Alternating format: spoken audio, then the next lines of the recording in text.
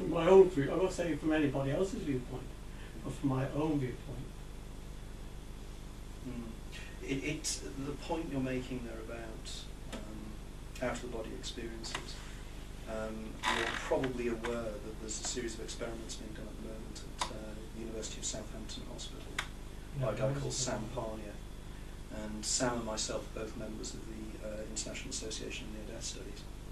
And what they're trying to do is to prove categorically whether during a near-death experience that the soul, for want of a better term, leaves the body.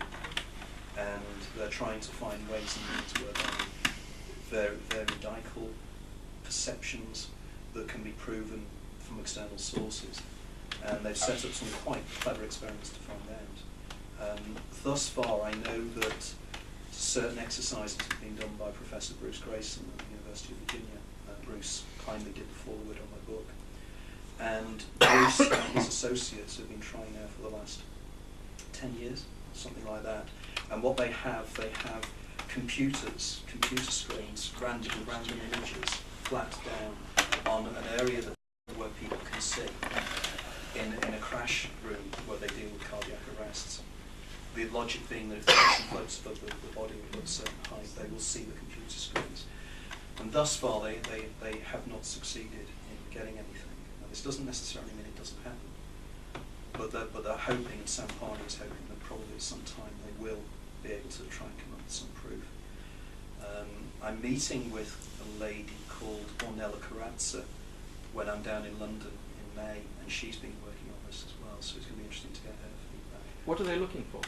They're trying to see whether... I mean, what does the soul look like?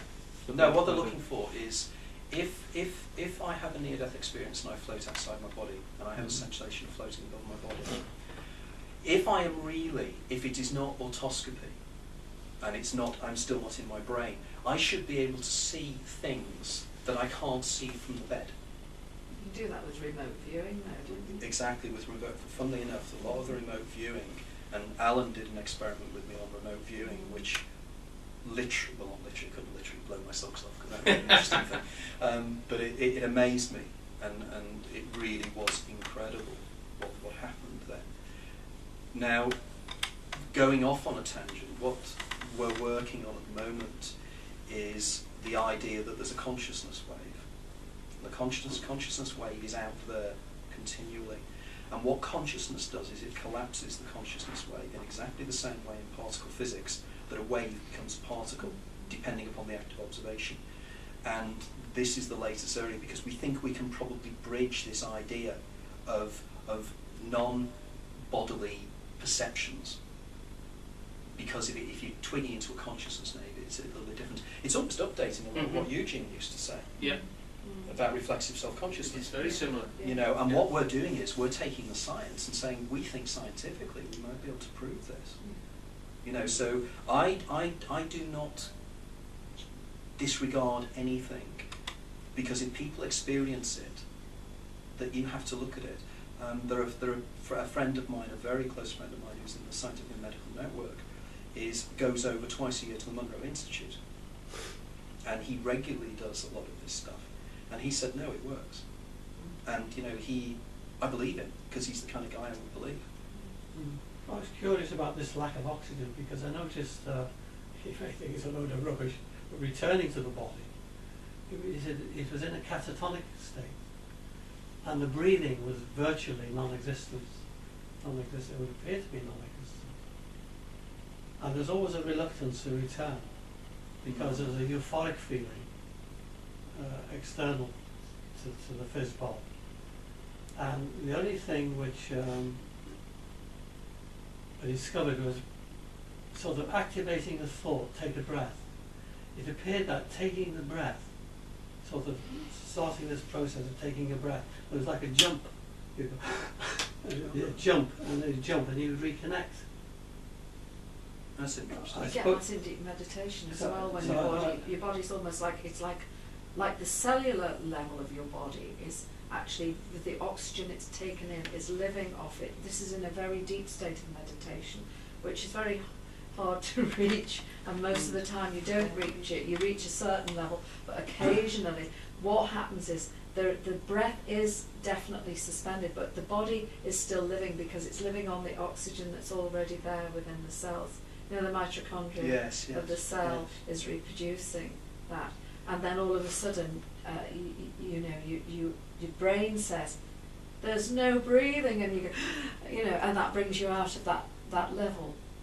It's a similar type of thing that Gordon has experienced with this out of the body experience. Because curiously enough, I've been approached by 2 or 3 people who have been involved in taking ketamine, because as I probably intimated, that ketamine is a horse sedative, and people have been taking it as a recreational drug. It's called Special K. And it's called you have it with have it in the morning for breakfast. You want to be careful. That Special K is quite lethal, and it can bring about very, very, as Carl Janssen at the Maudsley Hospital has said, it brings about almost identical mental states to a near-death experience. And strangely enough, I can't say that because I'm naming a person who may have taken an illegal substance, which I won't mention. But there is somebody I know who has experimented with ketamine, and he said that you get the sensation, particularly of going down a tunnel towards a bright light. You get the feeling of time dilation. You get the feeling of not necessarily being alone in your mind. And clearly it is to do with the chemicals in the brain. So one can argue that these sensations are internal to the brain, as it were, but may feel external. But it's whether we accept that the external reality we perceive is necessarily the external reality that it seems to be. Effectively going back to people like Kant and Hume. It's very much the idea of the external world. I'm reading a lot at the moment of German romantic philosophers such as Fichte and people like that. And these guys very much perceive that the external reality is created by the brain, which is not unreasonable. No. But I mean, it could actually be that the brain is rather like a radio receiver.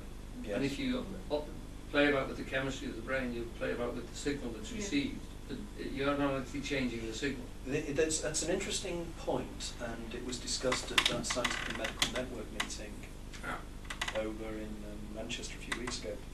And the major problem, and it's not a problem, it's an issue, with the idea that the brain is a receiver, is that there's one thing for the signal to be disrupted by the way the brain is working, but effectively your personality should remain the same. But when you have cases when people come down with Alzheimer's and such like, what makes them the person they are ceases, and they become somebody different. Now that to me, and I may be wrong in interpreting this, and I'm not necessarily saying I'm right, but to me, that implies that it's not the signal that's a problem, but what's happening within the brain, the physiology of the brain itself. But wouldn't that be correspondent? I mean, for instance, we've got a radio we can tune to Radio 1, or Radio 2, or Radio 3, or Radio 4. Yes. So that if you could say, well, by manipulating the brain, you actually tune into a different entity, the signal is changed. You get into a different signal because you change the vibration, which is what these guys all talk about, because they're shifting vibrational rates, whether by breath or by drugs. Oh yeah, from that point of view, yes, I see from that point of view. Yeah. No, and I'd accept that, and I'd say yes, that's where you probably are tuning in slightly differently. But with people who have known neurological illnesses, whereby they cease to be the person they have been all their life, implies to me that it's more than just the signal. Effectively, it's the classic example of the guy in the 1840s who had a huge bolt fired through his frontal lobe, and after that his personality was completely different.